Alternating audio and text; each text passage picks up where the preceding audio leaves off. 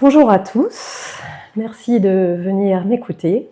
J'espère éveiller l'âme et la curiosité. Auparavant, merci à mes 4 acolytes pour m'avoir épaulé dans ce talk insolite. Je vous présente ici l'expérimentation menée pour obtenir la classification du speckle dynamique en différents régimes d'hypothèses prêtées au flux que l'on estime.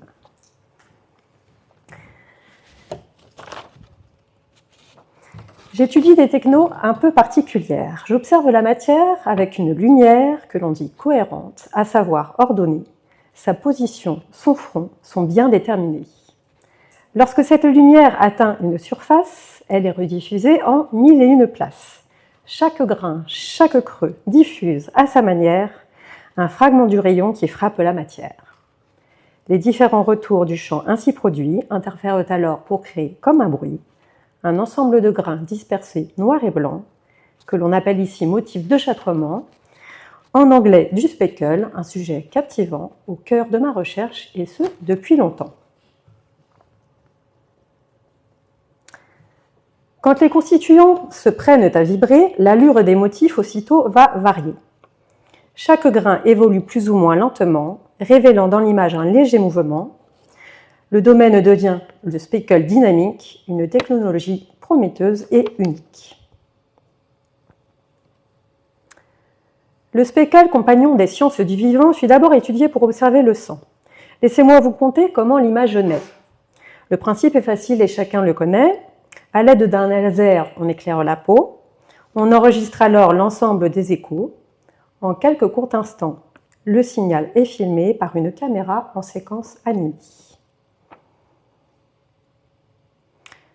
La lumière laser est toujours cohérente si par elle on observe une zone vivante pendant qu'on enregistre en retour une image. Les grains de chatoiement ne demeurent pas sages. Pendant ce qu'on appelle un temps d'exposition, le sang d'un capillaire est en circulation. Tout se passe comme si pendant ce temps donné, on moyennait l'ensemble des intensités. Même si c'est très court, le signal résultant sera comme un peu flou parce qu'il est mouvant. Si la vitesse est faible, alors l'effet est doux. Plus la vitesse est grande, et plus grand est le flou. À partir du signal, ainsi nous calculons un seul coefficient qui répond au doux nom évocateur, coefficient de variation. En optique, on préfère une autre appellation, contraste de speckle, et c'est la même chose en laser ou radar, c'est bien la même cause.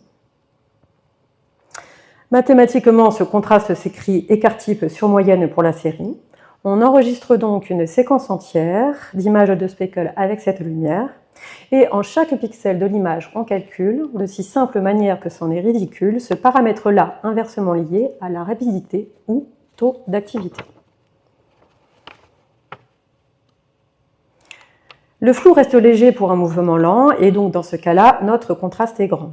Mais plus on accélère et plus le flou grandit, et plus inversement, le contraste est petit. Une démonstration vaut mieux qu'un long discours, voici donc un exemple auquel j'aurai recours. Le contraste inversé révèle un paysage, c'est la circulation de la peau du visage. On distingue aisément dans ce flux calculé les réseaux de vaisseaux finement révélés.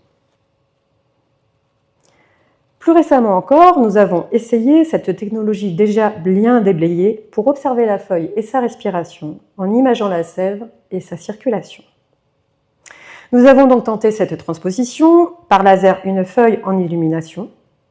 Par rapport à du sang, la sève est bien plus lente, mais j'expose plus longtemps, je sais être patiente. Nous avons donc filmé, patient, sans foi, sans bruit, et scruter le speckle jour après jour ou nuit. Mais la plupart du temps, malgré l'acharnement, le contraste obtenu n'était pas ravissant. Dans le meilleur des cas, j'obtenais ce signal qui était à l'envers. Ce n'était pas normal. Mais où était l'erreur? Un capteur mal réglé? Ou dans ce végétal que l'on avait sondé? Mais non. Auparavant, si on se souvient bien, chaque image de sang était sans aucun lien avec la précédente. Aucune ressemblance, pas de corrélation, mais une renaissance. Aucun fil conducteur, aucun lien évident. Dans chaque acquisition, un motif différent.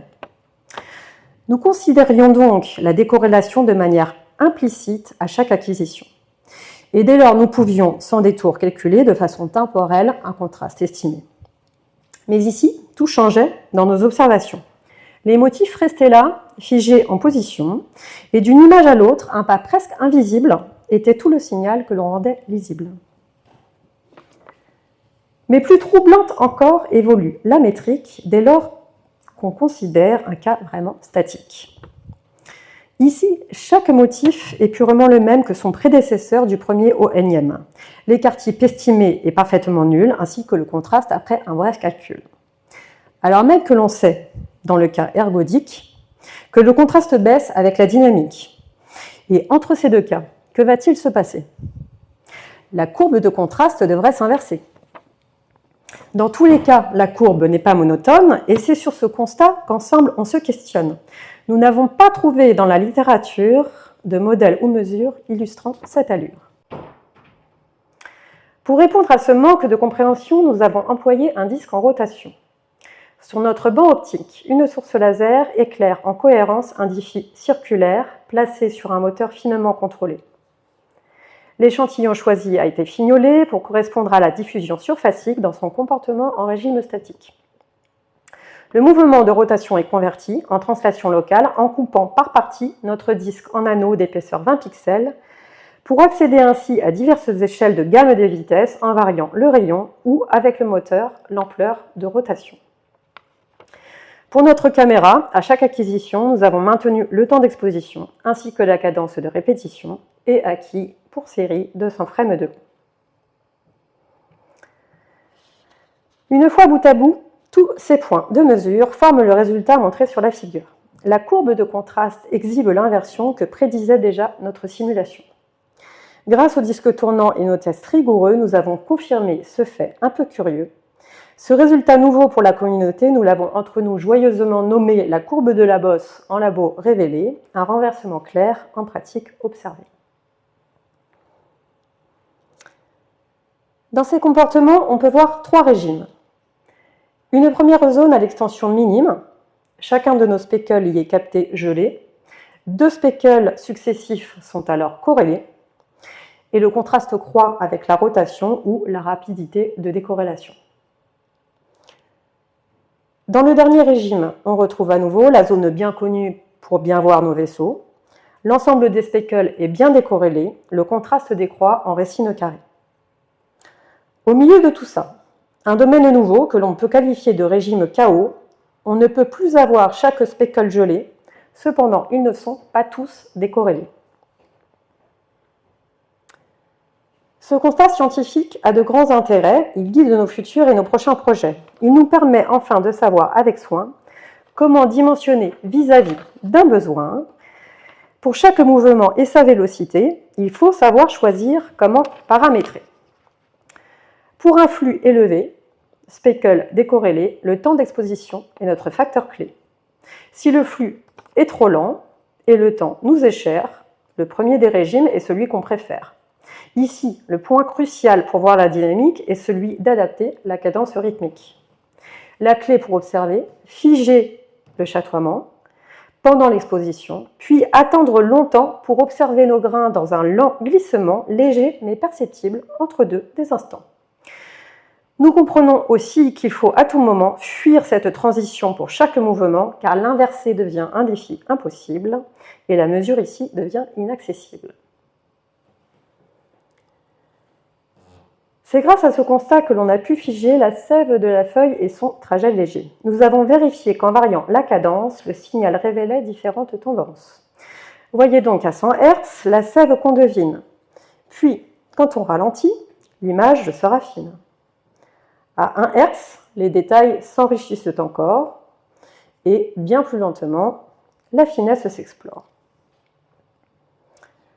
Depuis, nous progressons dans nos vraies perceptions des flux de sève en cours et des circulations. Nous poursuivons ainsi d'importantes mesures sur d'autres végétaux pour de l'agriculture. Il nous reste à présent à poursuivre l'étude et à lever demain quelques incertitudes. Comment la courbe change avec sa transition lorsqu'augmente le taux de multidiffusion? Si notre acquisition est polarimétrique, Que devient un signal diffusant volumique? Et comment se comporte un autre index utile, l'indice de Fuji, contraste view profile? J'espère avoir gardé toute votre attention et de mon doux discours, voici la conclusion. Rimer sur du speckle est peut-être futile, pourtant c'est bien plus beau lorsque c'est inutile. Le chercheur aguerri sait sortir des modèles quand leurs cadres trop sûrs deviennent trop formels, car comprendre le monde exige aussi d'oser quelques détours parfois afin de mieux creuser. Alors pourquoi parler comme on parle toujours, quand partager requiert parfois d'autres détours?